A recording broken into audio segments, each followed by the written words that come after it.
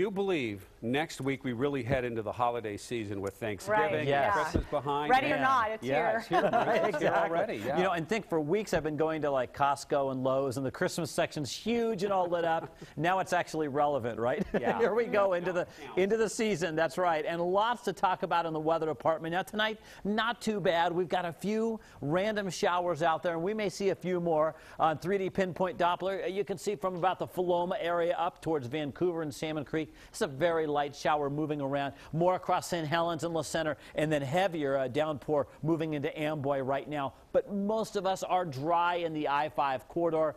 And other than an isolated shower that pops up, kind of like these two did, I'd expect the same to continue. So could you get wet tonight, at least briefly? Yes, you could, but most of us will not. Along the coast, it's the same thing. Some scattered showers around, and that is about all this evening. Low temperatures today. We're mainly in the 40s, except where we cleared out down around Eugene, down to 36 degrees. And our highs today were in the 50s. We hit 51 in Portland. That's below average for this time of year, and the first time we've been below average in a while. And truthfully, we do kind of cool at times this weekend, but we've got some pretty mild weather coming up. Now, that usually means heavy rain, too, when we bring in our systems. Now, there's a chance of showers increasing as we go through tonight. This is moisture that's streaming in from the southwest. It's actually linked to this area of low pressure that's been bringing rain to the L.A. area for a couple of days now. And that moisture, bits and pieces of it are breaking off and getting pulled in.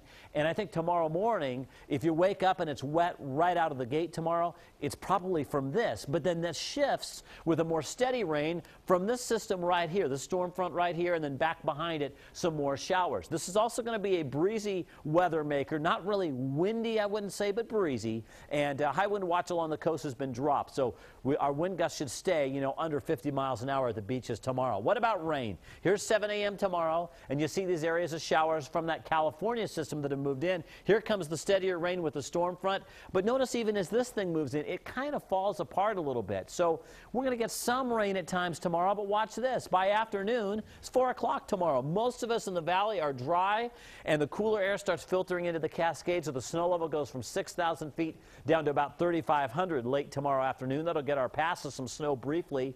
And now we're into Saturday night, and other than an isolated shower, it's mostly dry except along the coast. Now we're into Sunday morning, and again, we'll have some showers around, but nothing too significant until we get to Sunday night. And now watch this as we go into Monday. Here comes the really heavy rain, the bullseye, and the question is, how long does this stay with us, and does it set up here, here, here? It could be somewhere, anywhere in this zone, and so how long that thing stalls will determine whether we have flooding issues anywhere on Monday, and that, believe it or not, is something that's in the cards. So we'll see what happens. Now, here's the bottom line on the weekend. The wettest times, well, briefly on Saturday, but Saturday afternoon looks pretty good, and then it really gets wet Sunday evening.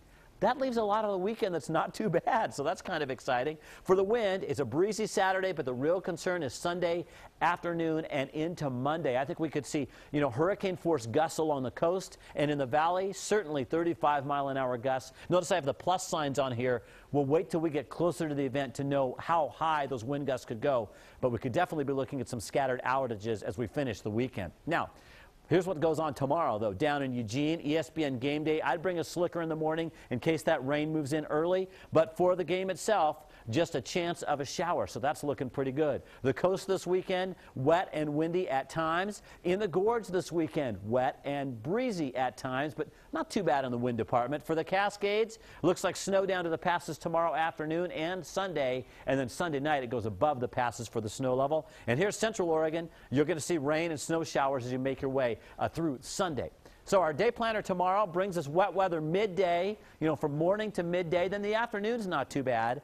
Sunday's actually not too bad either until Sunday night, and that's when we really get soaked into Monday. That's when the winds also pick up. So that's going to be interesting to see how the work week really gets started with the wind and the rain. Okay, we'll keep you posted. Thanks, Yes, we will. Bruce.